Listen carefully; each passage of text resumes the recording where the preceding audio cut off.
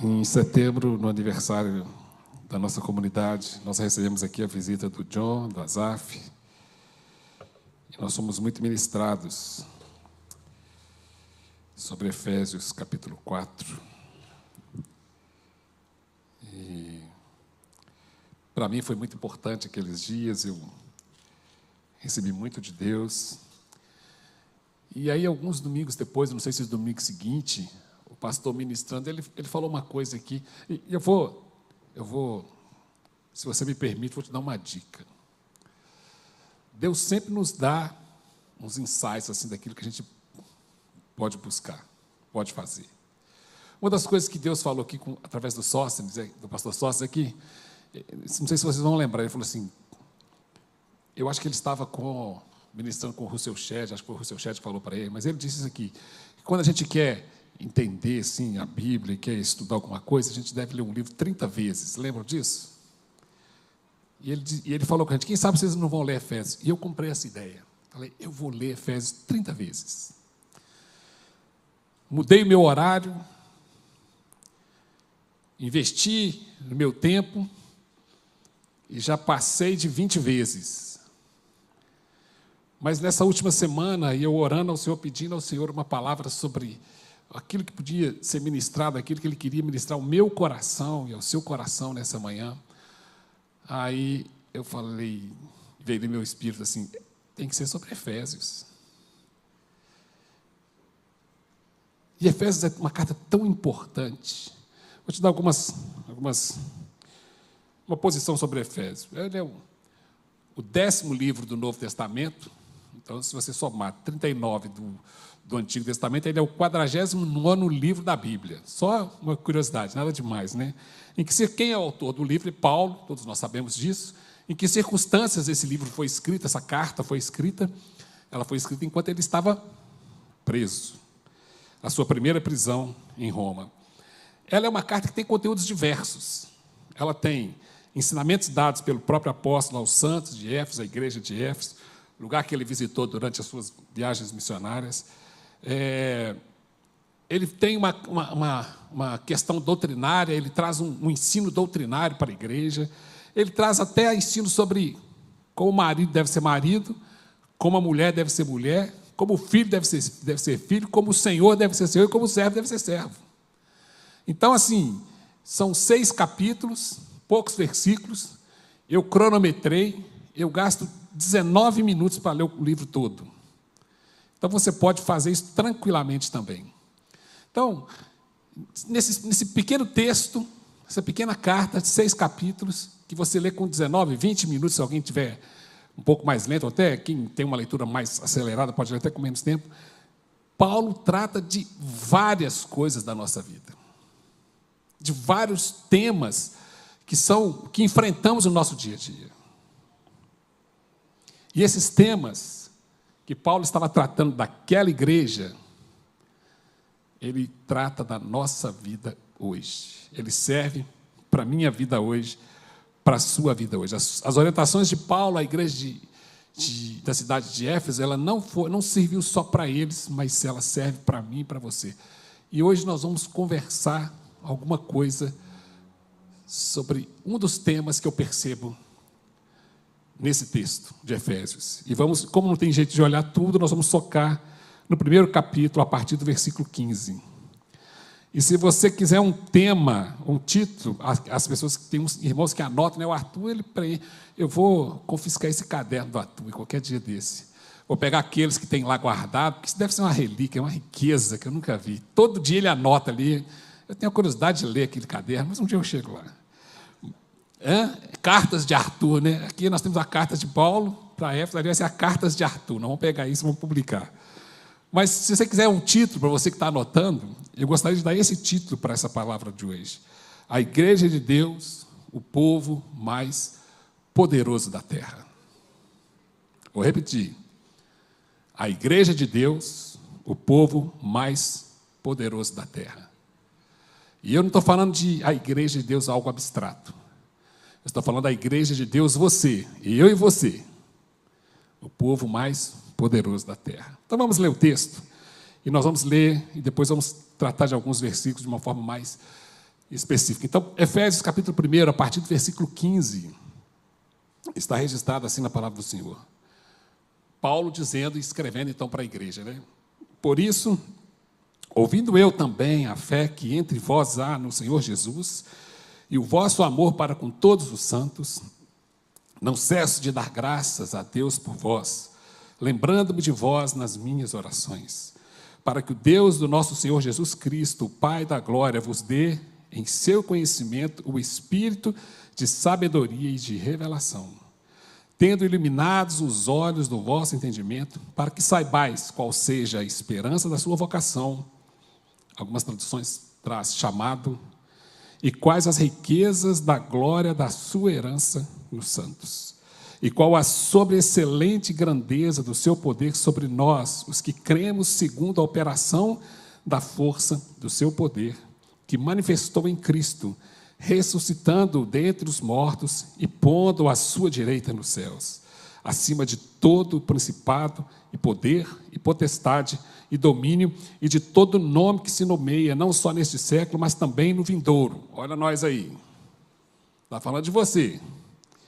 E sujeitou todas as coisas a seus pés, e sobre todas as coisas o constituiu como cabeça da igreja, que é o seu corpo, a plenitude daquele que cumpre tudo em todos.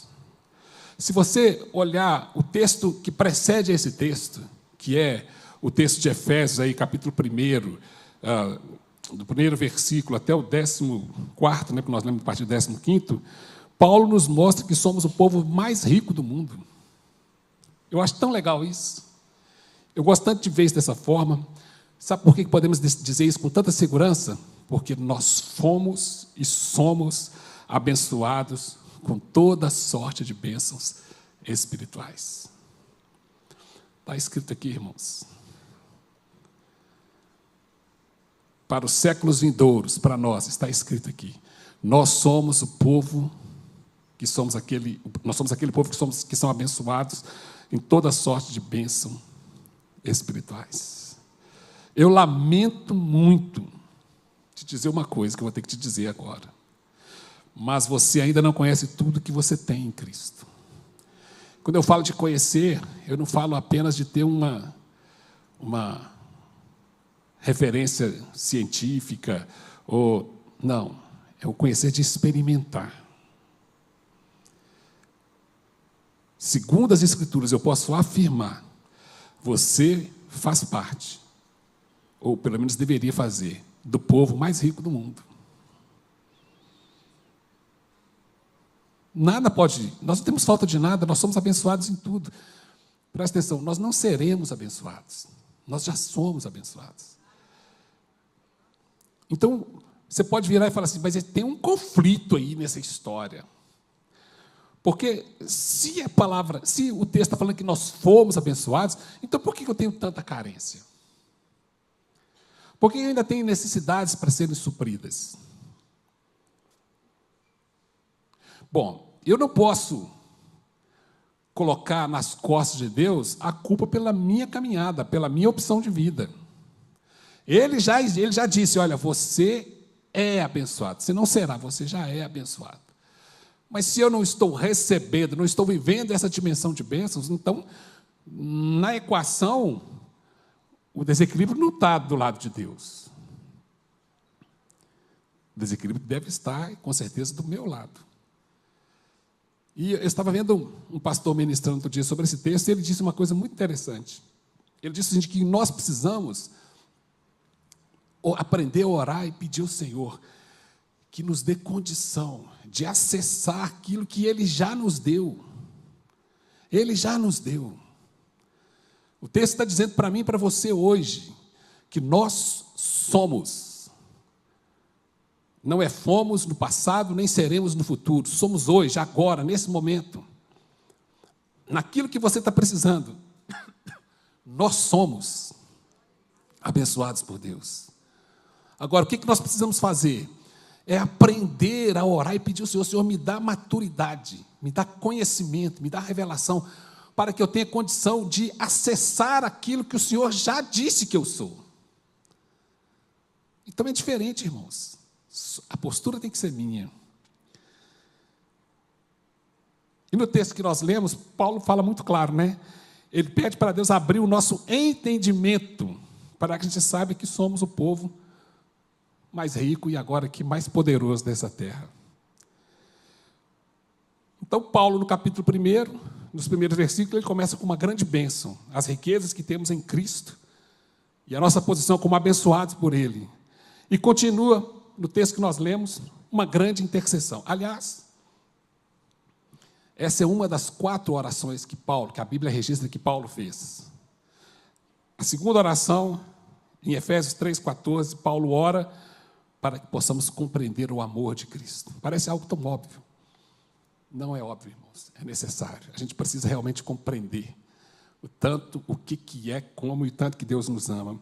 Em Filipenses, capítulo 1, a partir do versículo 9, Paulo ora para o aumento do nosso amor em pleno conhecimento, para provarmos as coisas excelentes dele. Em Colossenses 1, 9, 12, a 4ª oração de Paulo, ele ora pelo transbordamento de pleno conhecimento da vontade de Deus. Mas aqui, em Efésios, capítulo 1, a partir do versículo 15, a oração de Paulo é para que eu e você entendamos, conheçamos e possamos viver como o povo mais poderoso da terra. Na verdade, existem 2 extremos que normalmente a igreja, normalmente a gente incorre neles. O primeiro é que a gente fica tentando pedir a Deus novas bênçãos.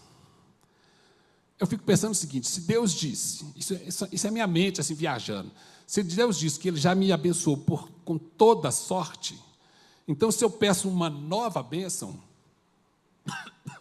eu estou dizendo que aquilo que Deus colocou como todo é insuficiente para mim. Olha o meu erro. Aí eu lembro que o próprio texto bíblico fala que a gente pede mal, e por isso que a gente não recebe. Às vezes estamos pedindo aquilo que não é, ou estamos pedindo aquilo que já é. Já temos e continuamos pedindo. Não faz muito sentido. O outro ponto, o outro extremo. Então, o primeiro extremo, só repetindo, para a gente ficar bem gravado, é que oramos apenas por novas bênçãos espirituais, desprezando que já fomos, no passado, abençoados com toda sorte de bênção. E o outro extremo é que nós negligenciamos e não demonstramos vontade de conhecer aquilo que nós já recebemos de Deus. Então, um é pedir além daquilo que Deus já nos deu. E a outra é não reconhecer aquilo que Deus já nos deu. E eu acho que esse é o grande ponto que nós pecamos, que nós ficamos. Porque a gente fica insistindo com Deus em orações: Senhor, não sei porque Deus não me ouve, mas Deus não precisa te ouvir para te falar uma coisa que Ele já te falou. Ele já falou aqui para mim e para você que nós temos essas bênçãos espirituais.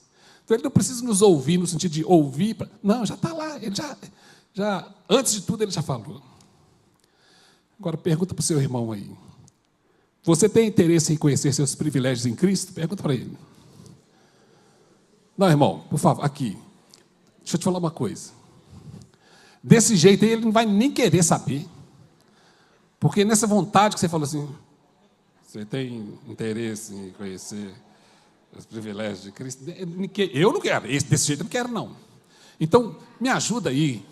Fala dá uma limpada na garganta. Pergunta para ele com vontade: meu irmão, minha irmã, você tem interesse em conhecer os seus privilégios em Cristo? Isso. Me ajuda a ministrar aí ao seu irmão. Presta atenção numa coisa. Olha o que diz aqui o versículo 17. O versículo 17 de Efésios 1. Para que o Deus... Então, Paulo começa lá no versículo 15 falando: eu oro. Então, a partir dali, tudo é pedido, faz parte da oração de Paulo. E a oração dele é: para que o Deus do nosso Senhor Jesus Cristo, o Pai da glória, vos dê em seu conhecimento o espírito da sabedoria e de revelação. Sabe o que Paulo está dizendo? Ele não pede o que não temos. Ele não pede: Senhor, abençoe o Naum com toda a sorte. Não, porque isso ele já falou que nós temos. Mas ele disse assim: olha, eu oro, Senhor, para que o Senhor possa abrir os olhos do entendimento, para que o Marcos possa compreender, saber tudo o que ele já tem. É diferente, irmãos. A oração de Paulo não é para dar alguma coisa, é para que aquela coisa seja revelada a nós. E é isso que eu e você precisamos. O nosso foco de oração está errado. E você sabe o que é? Só abrindo parênteses, você sabe o que é pecado? Errar o alvo.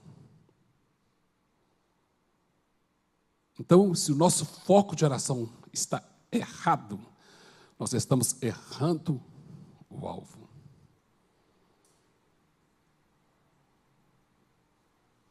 Senhor, a minha oração é que o Senhor possa, que o Senhor dê a cada um desses meus irmãos, tanto nessa igreja desse século como no século vindouro, dê em seu conhecimento o espírito de sabedoria e de revelação.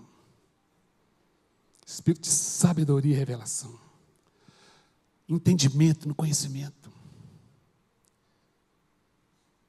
O texto bíblico traz duas palavras em grego para definir a palavra conhecimento. Uma é gnosis, que é o, vamos dizer, para a gente entender assim, de uma forma bem ralinha, é o conhecimento técnico, é o saber técnico.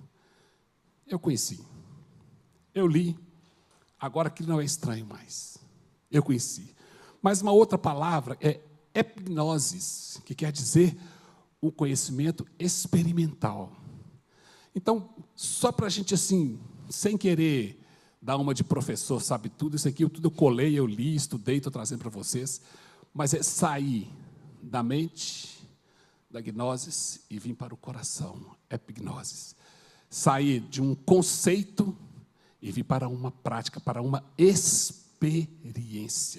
E o que Paulo está dizendo aqui é epignose. Então ele está dizendo o seguinte: olha, eu oro a ti, Senhor, para que o Deus do nosso Senhor Jesus Cristo, Pai da glória, vos dê em seu conhecimento, em seu epignose, em sua experiência prática, em seu dia a dia, em sua vida, na sua escola, na sua casa, no seu negócio, na sua caminhada, enquanto você dirige, enquanto você vive a sua vida normalmente, Ele te dê um conhecimento experimental,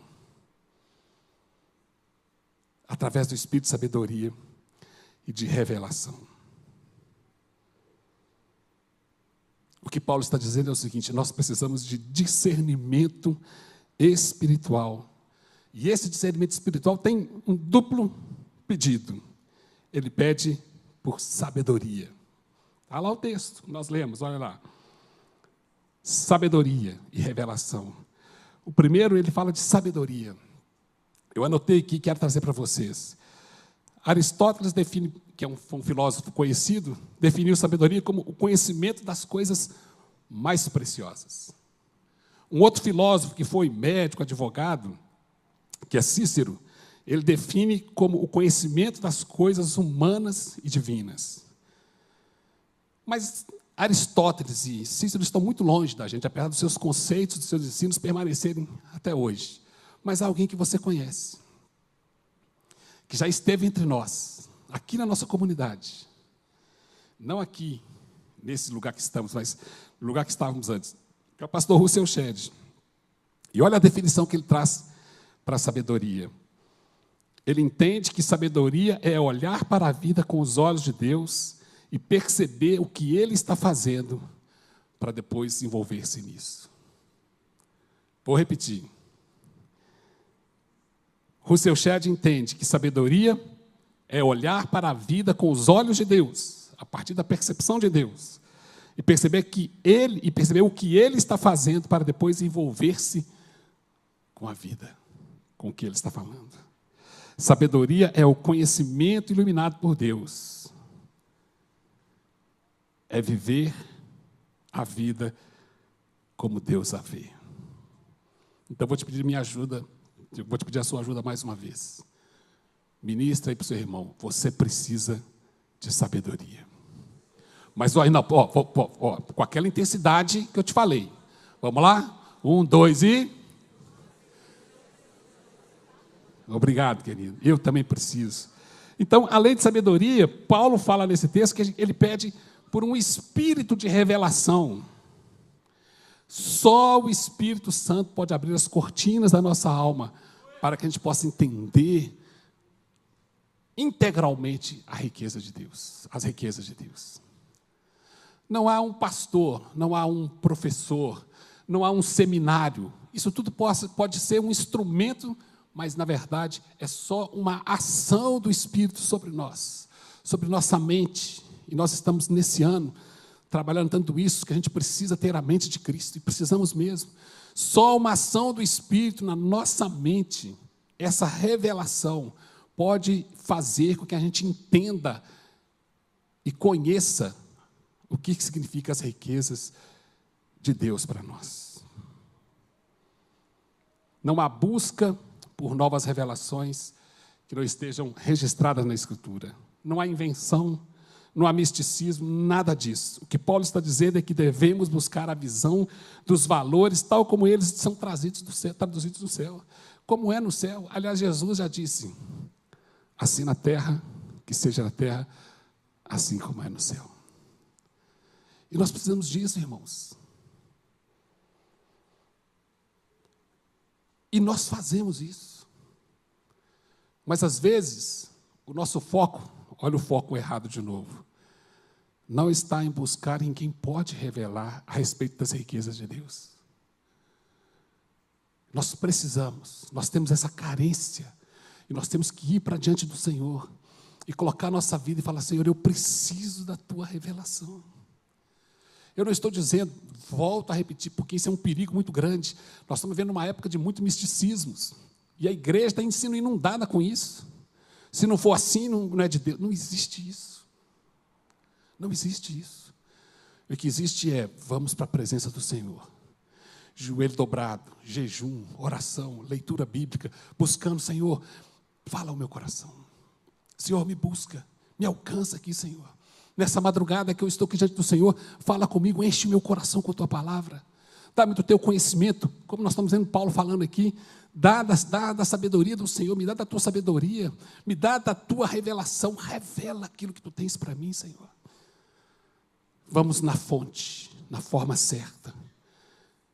E aquilo que recebemos, nós checamos com a palavra de Deus. Está de acordo com a palavra de Deus? Amém. Não está, desprezo. Não, mas eu tive uma experiência. Teve, irmão, que bênção. Essa sua experiência, ela afronta alguma coisa a palavra de Deus? Não. Maravilha. Ah, tem um negocinho. Não, então não serve. Aqui tem que ser taxativo. Ou é ou não é. É 100%. Não é 880. É 0 ou 100. Né? Então, essa oração de Paulo, que a gente precisa de sabedoria, isso precisa de revelação. Paulo também ora que a gente precisa de conhecimento, conhecer a Deus na sua plenitude, ou conhecê-lo plenamente. O que você conhece de Deus?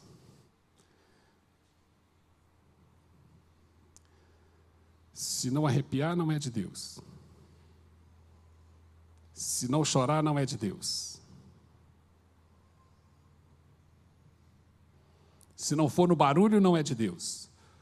Ou se for no barulho, não é de Deus. Porque tem outro, né? Uma coisa tem outra. Se não for do jeito que eu acho, não é de Deus. Se for alguma coisa que afronta aquilo que eu sempre pensei, não é de Deus. Será que é isso, irmãos? Você ministrou ao seu irmão que ele precisa de sabedoria. Então agora ministra para ele. Você precisa conhecer a Deus plenamente. Fala aí, com vontade. Você precisa conhecer a Deus plenamente. Uma coisa é conhecer a respeito de. Você obteve uma informação, você leu, foi lá, consultou na conta dele lá no Instagram ou na rede social, você fez uma pesquisa, consultou lá no Serasa se ele é bom pagador. Uma coisa é você saber a respeito de, outra coisa é você conviver com alguém. E não apenas saber de, mas saber quem, saber como. E é esse saber que Deus está nos conduzindo, está nos chamando. O ateu, ele diz que não há Deus para ser conhecido. O agnóstico, ele diz que se há Deus, ele não pode ser conhecido. Paulo, ele encontrou Deus na pessoa de Jesus Cristo e entendeu que o homem não pode conhecer nem a si mesmo sem o verdadeiro conhecimento de Deus. Eu não sei quem eu sou, não sei para que eu sirvo. Vá para diante do Senhor. E fala, Senhor, eu preciso te conhecer. E quando nós o conhecemos, aí nós começamos a entender aquilo que somos, quem somos, para que viemos, qual é o nosso propósito, para onde vamos, qual é a nossa vocação, qual é o nosso chamado, por que estamos aqui, qual que é o nosso destino. O conhecimento de Deus é a própria essência da vida e nós não podemos abrir mão disso. E quando eu falo de conhecimento, eu não falo só de ter um vago conhecimento, uma vaga instrução, não. Eu falo de experiência com Ele. A Cristiane veio aqui e falou, nós chegamos diante do Senhor, nós oramos por uma questão. No domingo, na terça-feira, meu coração queimou com um texto bíblico, e na quarta-feira nós tivemos uma resposta de Deus. Isso é conhecer Deus experimentalmente, experiência com Ele. Vá para diante dEle, coloque Ele, Senhor, é meu coração, a minha vida, nós estamos com isso, estamos com aquilo. Qual que é do Senhor nessa história? Como que eu conheço o Senhor nisso? E todas as vezes que nós fomos para diante do Senhor, com o coração aberto, com o coração puro, sem interesses escusos, sem tentar passar a perna em Deus, passar Deus para trás. Porque tem isso, né?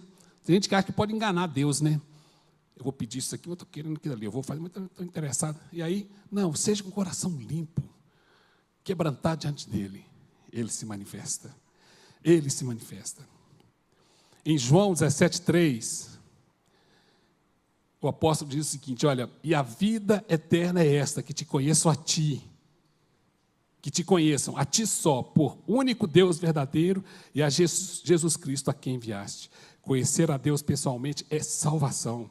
Um pouquinho mais, voltar lá nos profetas, Oséias 6:3 diz, conheçamos e prossigamos em conhecer ao Senhor, a sua saída como a alva é certa, e Ele a nós virá como a chuva, como chuva serôdia que rega a terra. Conhecer a Deus progressivamente, buscando santificação.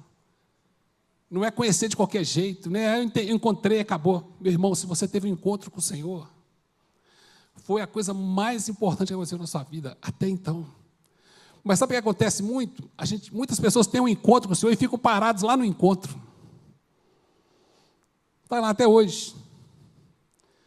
Não desenvolveu, não cresceu, não aumentou o nível da sua comunhão, não tem sede pela palavra, não tem sede, não consegue adorar a Deus, não consegue servi-lo, mas é um cristão. Eu me encontrei, entreguei minha vida a Cristo, mas a vida paralisou, lá no encontro.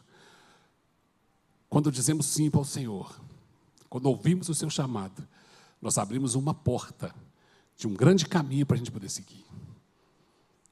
Não é uma linha de chegada, é o início de uma caminhada nova, frutífera, de conhecimento, de crescimento, de desenvolvimento. Nós precisamos disso, irmãos. Nós precisamos disso. No versículo 18 de Efésios, capítulo 1, Paulo fala assim, olha, tendo iluminado os olhos do vosso entendimento, para que saibais qual seja a esperança da sua vocação e quais as riquezas da glória da sua herança nos santos. Paulo fala primeiro, da esperança do chamamento. Que coisa linda isso aqui, irmãos. Em Efésios capítulo 2, 12, um pouquinho à frente, Paulo vai dizer assim, olha, que naquele tempo estáveis sem Cristo, separados da comunidade de Israel e estranhos às alianças da promessa, não tendo esperança e sem Deus no mundo. Era assim que nós estávamos.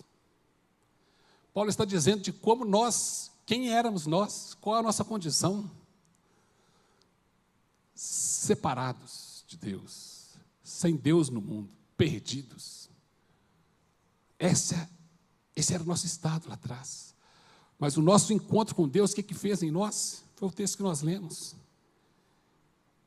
Os olhos do nosso entendimento iluminados, para que sabemos qual é a esperança da nossa vocação, do nosso chamado, e quais as riquezas da glória na sua herança em nós, nos seus santos. Um ditado popular daquela época, olha que interessante. Depois você pode pesquisar que você vai achar isso. Um ditado popular naquela época, lá de Efésios, era o seguinte: nunca ter nascido é a maior felicidade. E morrer ao nascer, a segunda maior felicidade. Tal o nível de desesperança que aquele povo vivia.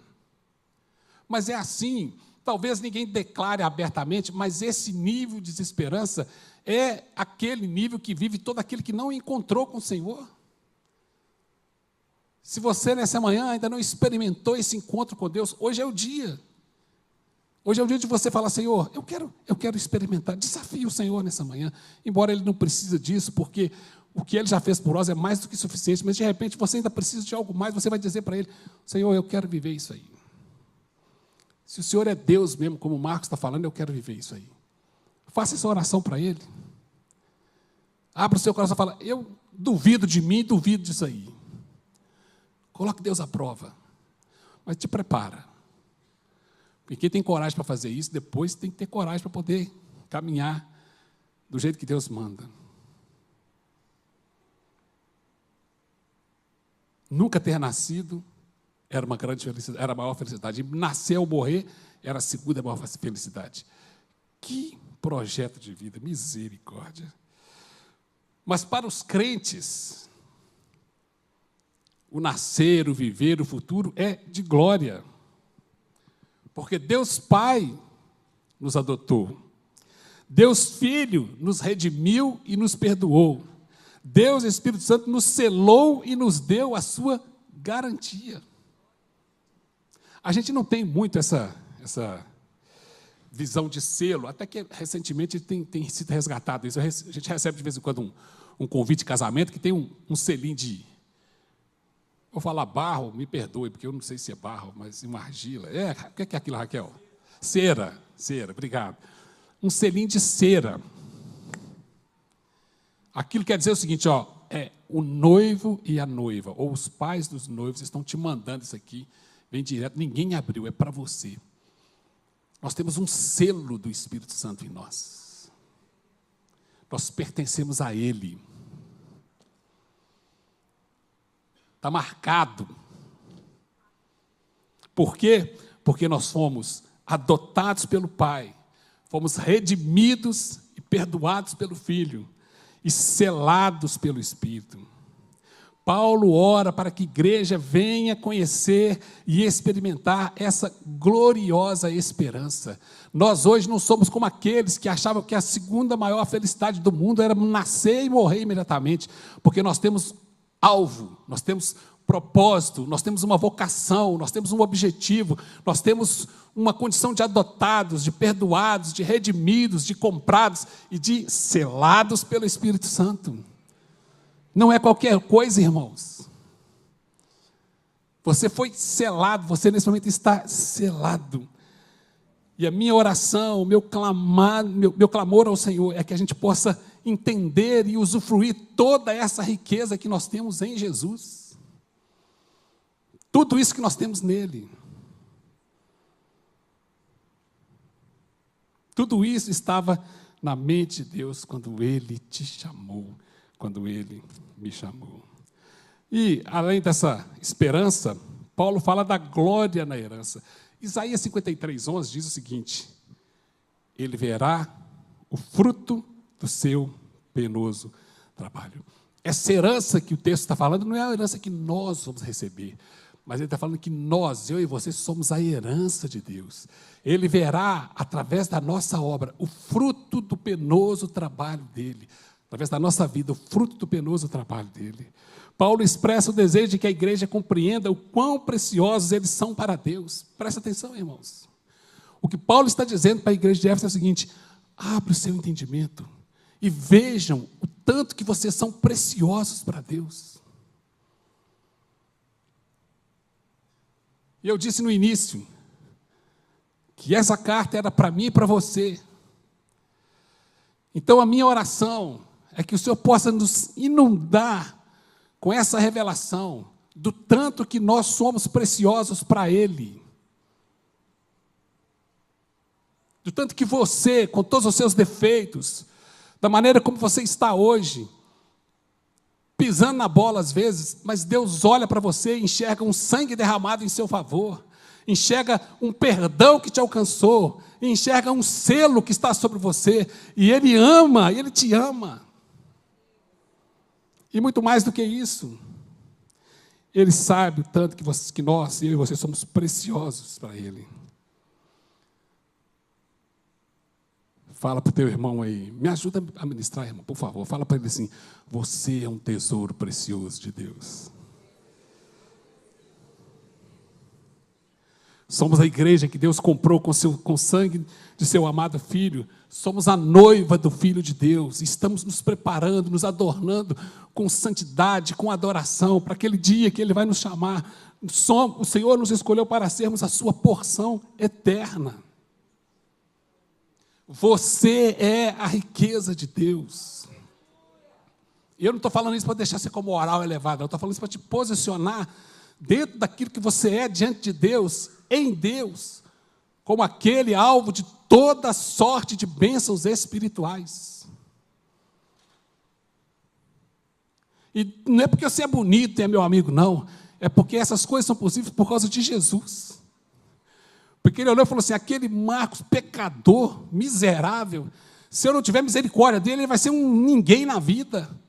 Então eu vou alcançá-lo. Eu vou me revelar a ele. Ele vai me conhecer. Ele vai entender o que é ser rico em mim. Ele vai entender que ele é a minha riqueza, ele é a minha herança. Totalmente imerecido. Mas é por ser imerecido é que é a prova de um grande amor dele em meu favor, em seu favor. O que eu e você podíamos fazer, o que nós podíamos pagar e comprar para ser alcançados por esse amor, para sermos achados como a herança de Deus? Nada. Mas ele olhou para mim e falou: eu vou amá-lo. Eu vou amá-lo.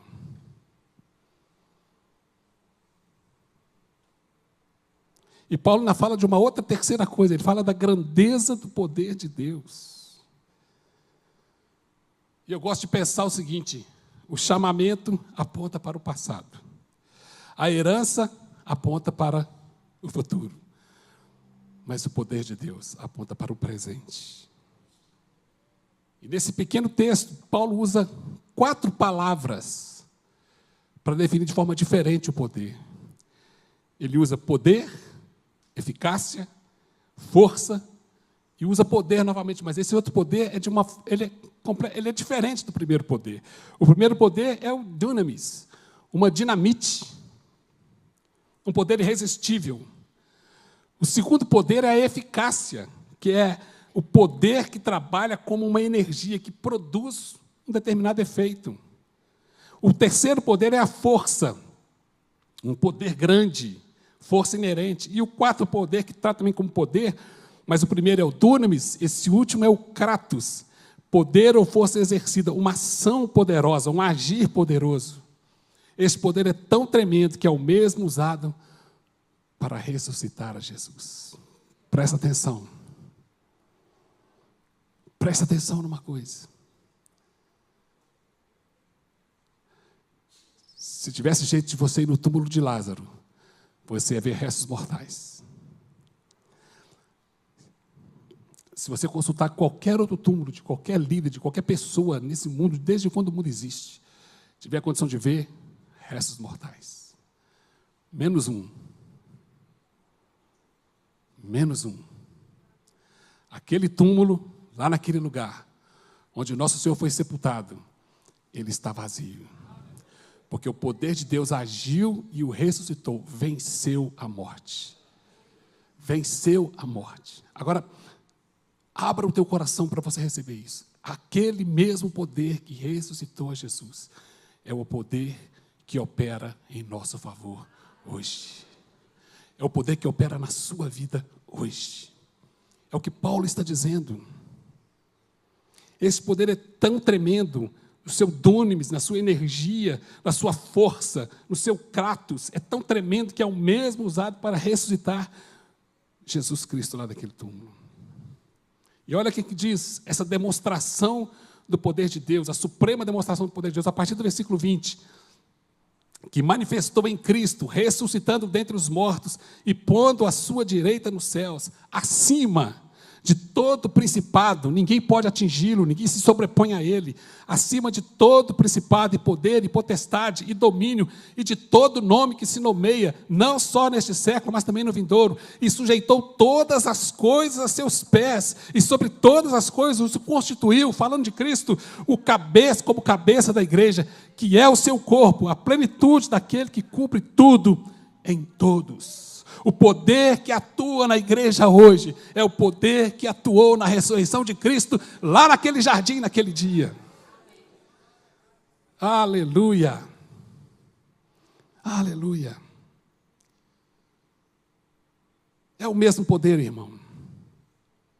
É o poder da ressurreição e exaltação de Cristo. É o domínio universal de Cristo.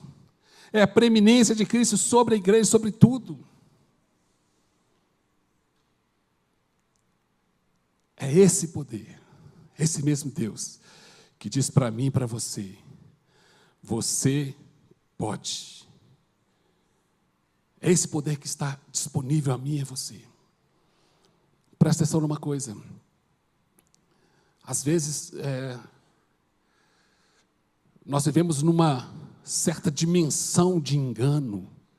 Em que sentido? O inimigo vem semeando alguma dúvida no nosso coração, na nossa mente. Será? Pode ser? É isso? Não, mas eu já sei como é que funciona. Meu irmão, o meu clamor a você hoje aqui é que você tire toda a máscara, não que você seja um mascarado assim, é que você tire tudo aquilo que você viveu até hoje e que possa estar te impedindo de ser muito mais abençoado em Deus, ser muito mais usado por Deus. Abandone os jeitos, os trejeitos. Abra mão daquelas coisas que você, eu faço essa vida inteira, mas você não sai do lugar. Chega! Até quando nós vamos ficar fazendo a mesma coisa e tendo os mesmos resultados e querendo mudança? Nós somos o povo mais poderoso da terra, porque nós temos atuando em nosso favor o mesmo poder que ressuscitou Jesus dos mortos. E isso não é nada, isso não é pouca coisa, não é muita coisa. Mas a gente quer reduzir isso a nada. Porque nós olhamos, declaramos, cremos e saímos e continuamos fazendo tudo que fazíamos antes. Hoje você tem que dar um basta, eu e você temos que dar um basta nessa caminhada da nossa vida hoje. Chega. Está na hora da gente parar de brincar com as coisas de Deus e levar Deus a sério. Está na hora de nós entrarmos e recebermos do conhecimento de Deus e não de chegarmos diante dele com as nossas justificativas, com os nossos mesmos erros e querer que Deus abençoe isso. Irmão, não vai acontecer. Deus não vai abençoar o nosso erro.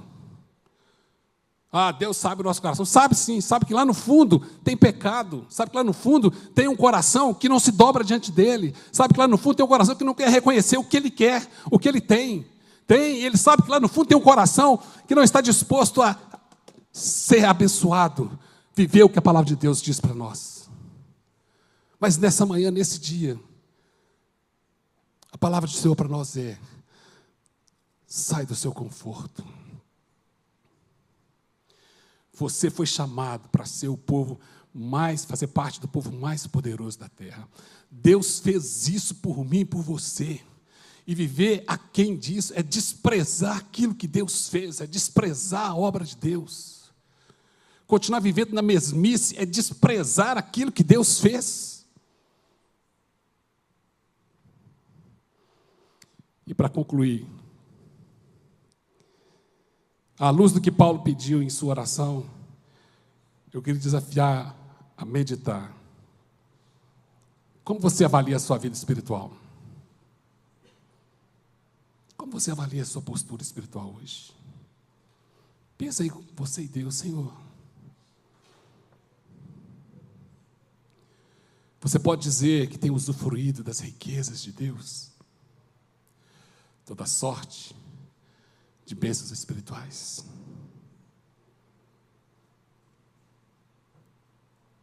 Se você pudesse estabelecer um gráfico do dia que você encontrou com Jesus até hoje, o seu gráfico, ele mostra uma ascensão, uma progressão positiva, mesmo que ainda tenha alguns, mas ele mostra uma ascensão, ou está naquele. Lembra, irmão, se você nunca foi no hospital, mas deve ter visto algum filme, eu não sei o nome, se alguém tem um médico, alguém que souber, o nome daquele aparelho que fica lá, tup, tup, tup. Se ficar tup, é porque, ó, como é que chama aquilo? Ressonância? Não, não é ressonância, não. Como é que é, Marlete, você lembra? Você sabe o que eu estou falando, sabe? O sujeito fica lá no hospital, está tudo aqui, e aí fica lá o aparelho atrás dele. Quando ele está vivo, está lá, tup, tup, tup. Aí de repente, tup, é porque está morrendo. Então, faça uma análise da sua vida. Na sua caminhada com Deus, você percebe um tu. Abra o olho. Você conhece mais a Deus hoje. E eu não estou falando conhecer, de ter uma vaga lembrança. Eu estou falando do conhecimento que Paulo diz aqui para a igreja. O conhecimento epignosis, o conhecimento experimental. Conhecimento de uma vida, de experiência, de tratar das coisas tete a tete, lado a lado, de caminhar junto, de mãos dadas, de crescimento, de desenvolvimento. Você conhece a Deus nesse nível?